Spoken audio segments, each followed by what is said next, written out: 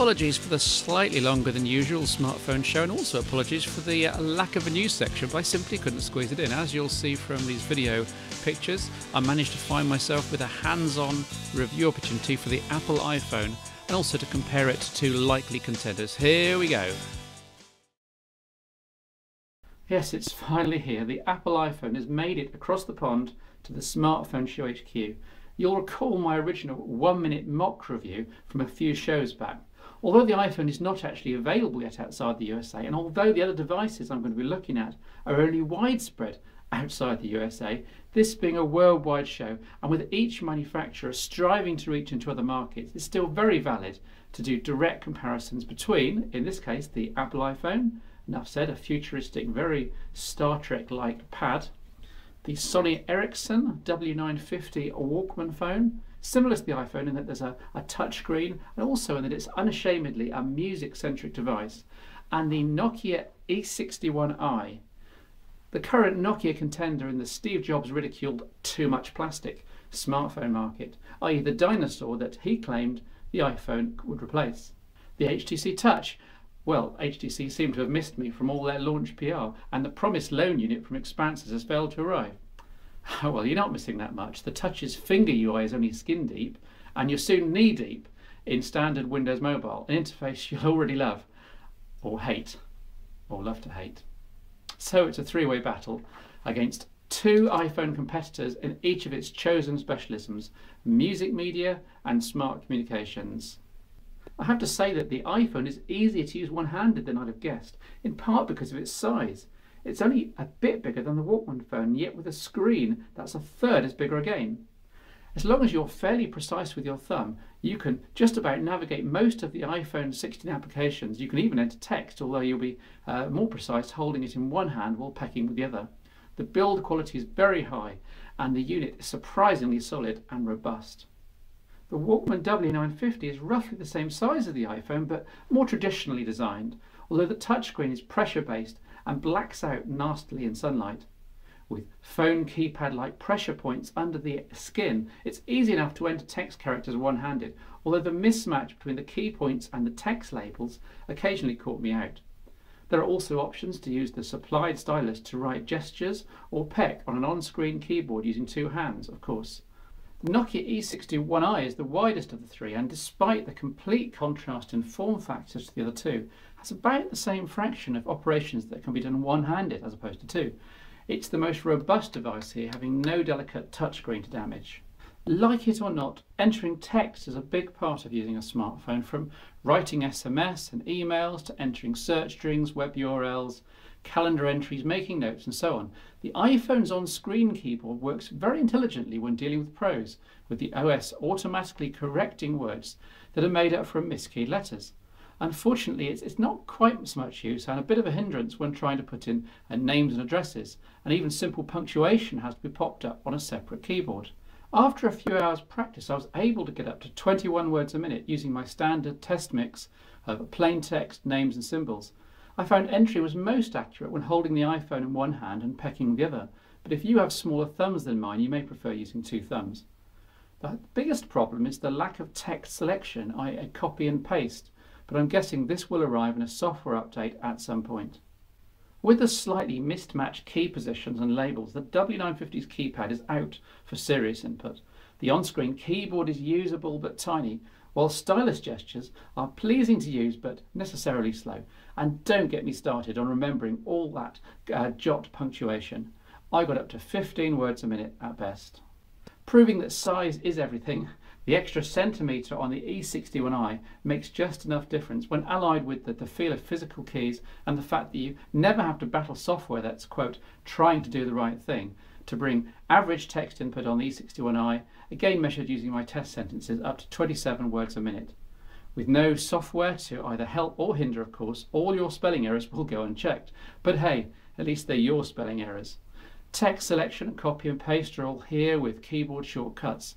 But despite the width, the E61i is not recommended to those with long fingernails or big thumbs.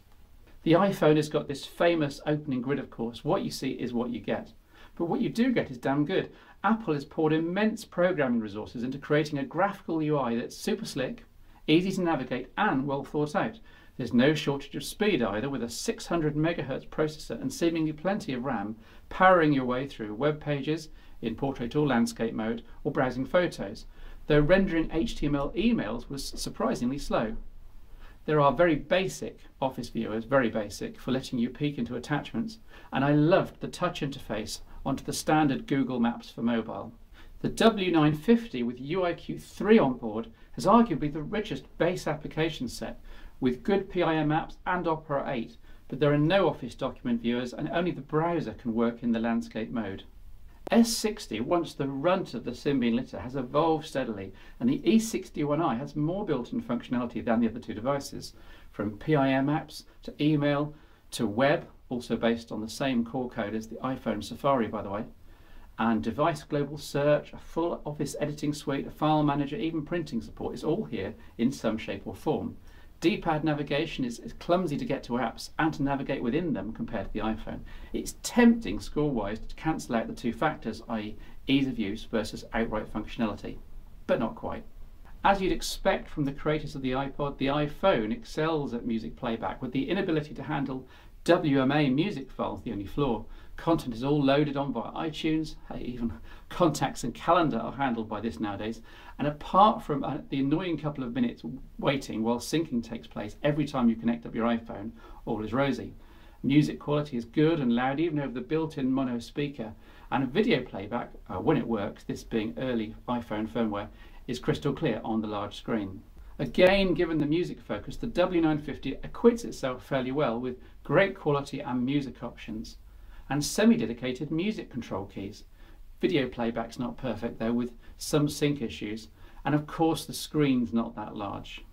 Although handling MP3 and AAC music files, plus most varieties of 3GP and MP4 video, media playback is awkward on the E61i with no dedicated music controls, so you have to switch back to the music player or to the standby screen every time you want to change the volume or skip tracks. The video playback is via the venerable Real Player, and it's pretty good considering that media isn't the E61i's strengths. The iPhone famously has no support for third-party applications whatsoever, not even Java midlets, meaning that games especially are just about impossible to implement. Safari-based web applets written in Ajax are about the only way forward at the present, but these are necessarily slow and clunky compared to the built-in applications. The W950 runs UIQ3 on top of Symbian OS, and as such has access to a moderate library of third-party applications, in addition to countless Java midlet games.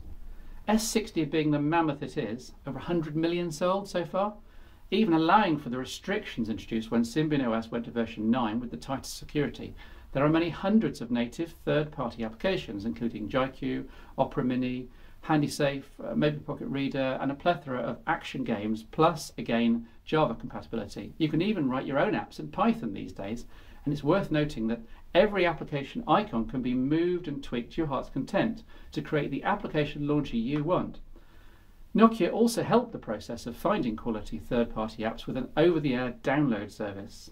And here we run into a little temporary difficulty in that the iPhone's only available in the USA at the moment, although I place good money on it being gradually launched across the world. Leaving aside the fact that it's currently Edge only because a Euro version is bound to be 3G, there's great and simple support for Wi-Fi, which is probably a lot faster as long as you're within range of your home or office network, and the fast chip inside means that web pages render quickly. The iPhone works well enough as a phone, but do watch out for face grease on that screen.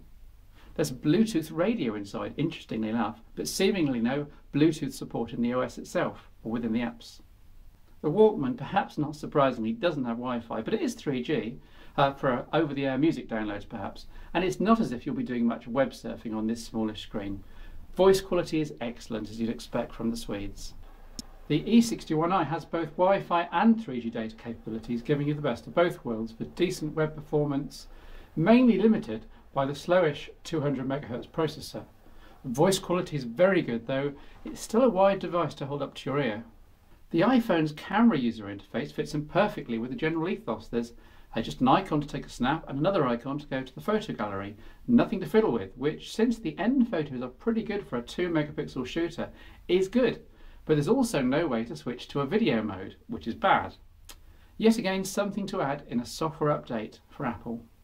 The Sony Ericsson Walkman doesn't have a camera, though note that the new version, the W960 coming out in the autumn, will have a great 3 megapixel camera. Until then, Sony Ericsson, sorry. Nokia were the pioneer of good quality 2 megapixel cameras in their smartphones, starting with the Nokia N70 in 2005. And to be honest, the 2007's E61i has essentially the same camera. Quality is as good as the iPhone though, and there's also 352 by 288 pixel video. Very nice to have to capture special unplanned moments. You have been keeping count, I hope. Totals: Nokia iPhone 47, W950 Walkman 40, and the clear overall winner, the Nokia E61i 54. So my overall smartphone show verdict favours the E61i. Sorry, Mr. Jobs, but let's get this into perspective. The E61i is a very mature product on a mature platform, while the iPhone has introduced a whole new ethos of hyper ease of use coupled with a super capacitive touchscreen, and it's still on version 1 firmware. With no way of extending its functionality through third-party applications, I say it's not yet truly a smartphone. If Apple can somehow introduce this along with 3G for Europe, for example, then they'll be contenders for the top slot, of course. But we'll also have the Sony Ericsson W960 by then, and the P1i, and new stuff from Nokia, new stuff in the Windows Mobile world. This is a very exciting time to be a smartphone technology journalist.